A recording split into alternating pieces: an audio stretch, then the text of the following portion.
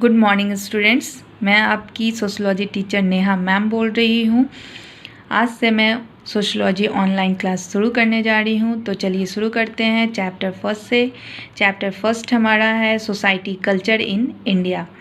Society culture in India में हम भारतीय समाज के बारे में जानेंगे और पढ़ेंगे कि हमारा भारतीय समाज पहले कैसा था और उसमें क्या क्या परिवर्तन हुए।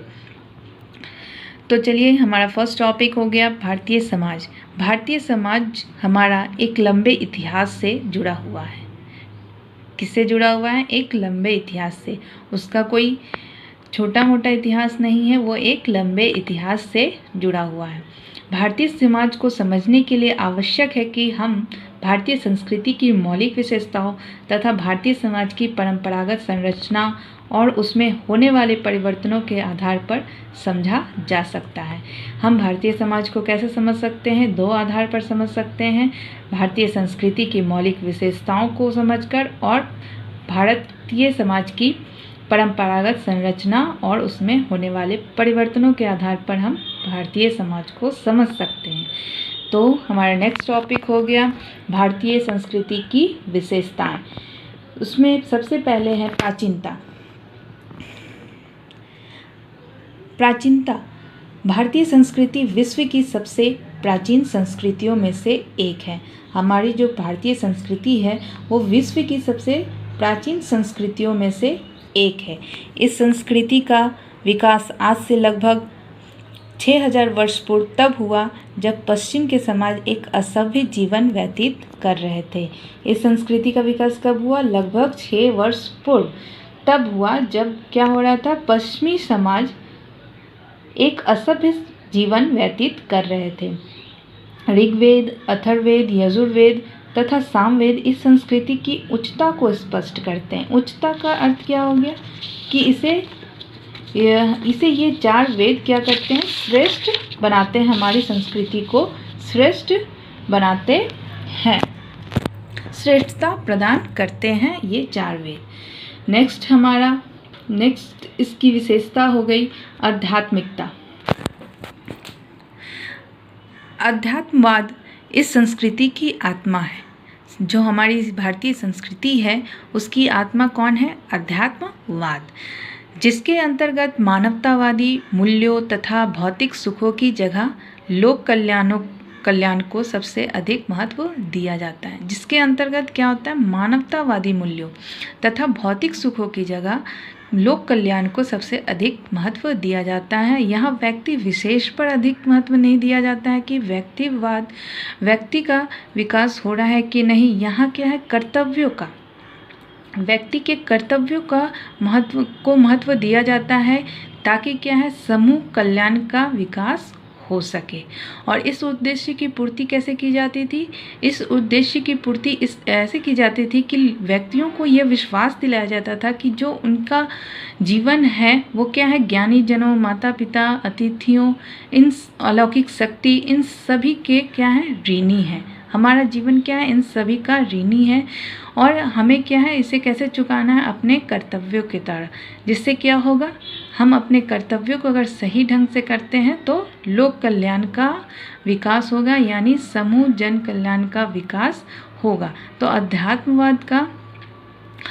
अध्यात्मवाद का उद्देश्य क्या था? लोक कल्याण को सबसे अधिक महत्व दिया जाता था। जन समूह के विकास को क्या किया जाता था? इस उद्देश्य की पूर्ति की जाती थी। नेक्स्ट है पुरुषार्थ। पुरुषार्थ क्या है? वह व्यवस्था जिसके द्वारा व्यक्ति के कर्तव्यों को धर्म, अर्थ, काम तथा मोक्ष जैसे 4 भागों में विभाजित करके व्यक्तिक और सामूहिक जीवन को व्यवस्थित बनाने का प्रयत्न किया गया है। पुरुषार्थ ये 4 कर्तव्यों के द्वारा ही पूरा होता है। इसे पुरुषार्थ को 4 भागों में बांटा गया है: धर्म, अर्थ, काम तथा मोक्ष। और इससे क्या होता है? अगर हम इन चारों के द्वारा अपने कर्तव्यों का पालन करते हैं तो हम किसका पालन करते हैं? पुरुषार्थ का। और इस पुरुषार्थ से क्या होता है? हमारा जीवन व्यक्तिक और सामूहिक दोनों क्या होता है? जीवन व्यवस्थित और संतुलित बना रहता है। तो हम पहले इसमें जानेंगे धर्म को। धर्म का अर्थ क्या होता है? निर्धारित कर्तव्यों को पूरा करना। धर्म का अर्थ होता है निर्धारित कर्तव्यों को पूरा करना। जो हमारे कर्तव्य हैं, जैसे हम बेटे हैं, बेटी हैं, भाई हैं, एक व्यक्ति हैं, तो हमारा जो कर्तव्य है हम उसे क्या करें? पूरा करें, सही से उस चीज़ का पालन करें। अगर उसका पालन करते हैं तो हम किसका पालन कर रहे हैं? धर्म का। अब नेक्स्ट है अर्थ। अर्थ का मीनिंग क्या हो गया? अर्थ मनुष्य की शक्ति एवं ऐश्वर्य प्राप्त करने की इच्छा के लिए प्रयुक्त की जाती है। अर्थ यानी हम जानते हैं इकोनॉमी, है ना। तो अर्थ का मीनिंग क्या हो जाता है कि शक्ति एवं ऐश्वर्य प्राप्त करने की इच्छा के लिए प्रयुक्त की जाती है, अर्थात यह भौतिक सुखों की सभी आवश्यकताओं और साधनों का द्योतक यानी प्रकट करना या व्यक्त होता है, इसका द्योतक है। अर्थ जो हम चीज़ें क्या करते हैं? कमाते हैं, यूज़ करते हैं, भोग विलास करते हैं, वो किस में आएगी? अर्थ में। काम। नेक्स्ट है आप लोग का काम। काम का अर्थ है इच्छा, आकांक्षा, अर्थात एक व्यक्ति जो कुछ भी होता है या चाहने की इच्छा जो अभिलाषा उसके अंदर होती है, वही काम है। काम का अर्थ क्या होता है? इच्छा, आकांक्षा, अर्थात एक व्यक्ति जो कुछ भी होता है।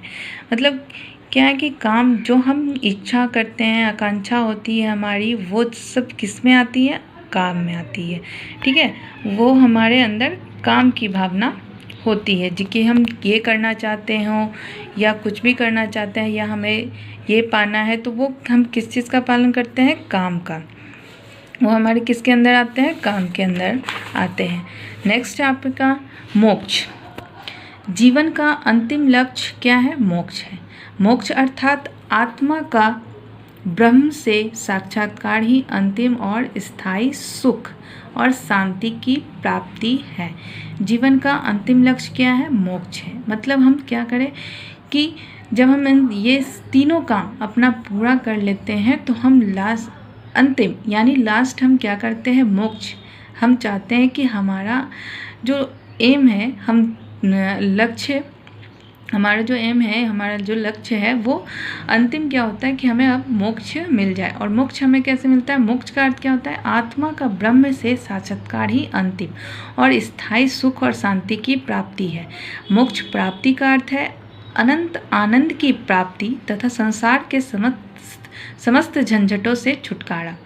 मोक्ष हम कैसे प्राप्त कर सकते हैं? जब हम इन सभी झंझटों से छुटकारा पा लेते हैं। सिर्फ मोह, माया, काम, इन सभी चीज़ों से अगर हम ऊपर उठ जाते हैं, हम ईश्वर की शरण में चले जाते हैं, तो हम क्या करते हैं? हमें मोक्ष की प्राप्ति होती है। तो जीवन का अंतिम लक्ष्य मोक्ष को माना गया है। इस प्रकार हम देखते हैं कि अनुशासन और कर्तव्य मानव जीवन का धर्म पक्ष है। ठीक है, जो हम अनुशासन और कर्तव्य अपना निभाते हैं वो किसका है? धर्म का पक्ष होता है।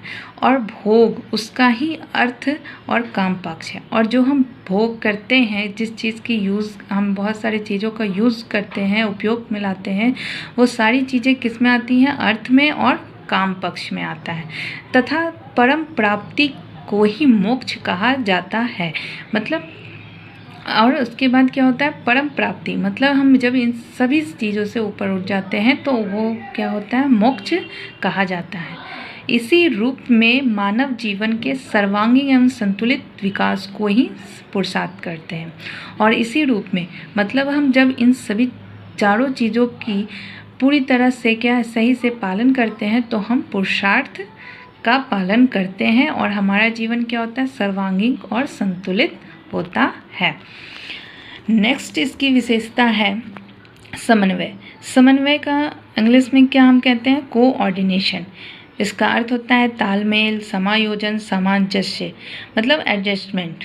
ठीक है, तो भारतीय संस्कृति को एक ऐसा रूप में विकसित किया गया जिसमें प्रत्येक समूह एक दूसरे समूहों की विशेषताओं को ग्रहण करके करके संस्कृति के विकास में अपना योगदान कर सकें। समन्वय का अर्थ क्या हुआ कि भारतीय संस्कृति क्या थी, एक ऐसे संस्कृति के रूप में विकास हुआ जिसमें क्या था, हर समूह क्या करता था, एक दूसरे समूह की विशेषता, जो समूह की विशेषता अगर हमें अच्छी लगती है, हमारे लिए उपयोगी होती है, हमारे लिए लाभदायक होती है, तो हम क्या करते हैं, उस संस्कृति को अपनाते हैं, ग्रहण करते हैं। तो इसी से क्या हो गया, संस्कृति का विकास हुआ। तो इस तरह से क्या हम देखते हैं कि प्रत्येक समूह एक दूसरे समूह की विशेषताओं को ग्रहण करके संस्कृति के विकास में अपना योगदान कर सके। मतलब कि हम क्या करते हैं, हमारी संस्कृति में क्या देखते हैं कि इसका विकास कैसे हुआ कि हम एक समूह के संस्कृति को दूसरे समूह में अपनाते हैं और उसका विकास करते हैं। क्यों अपनाते हैं? क्योंकि उसकी संस्कृति जो है वो हमारे समाज के लिए, हमारे लिए उपयोगी होती है, अच्छी होती है, जिसे हम अपना कर हम क्या कर सकते हैं और अच्छा और ऊपर उठ सकते हैं और हम अपनी संस्कृति का विकास करते हैं। तो हम अपनी संस्कृति में लास्ट विशेषता क्या देखते हैं, इस प्रकार भारतीय संस्कृति को एक ऐसा रूप दिया गया है जिसके अंतर्गत व्यक्ति में सच्चे अर्थ में मानवीय गुण उत्पन्न किया जा सके। इस प्रकार हम क्या देख रहे हैं कि हमारी संस्कृति जो है उसे इस तरह से बनाया गया है कि व्यक्ति में सही मायने में, ठीक है, व्यक्ति के अंदर सही मायने में मानवीय गुण उत्पन्न हो सके। तो स्टूडेंट्स, ये हमारी संस्कृति की विशेषताएं थी। अब next day next topic. Okay, आज के लिए बस इतना ही। Thank you.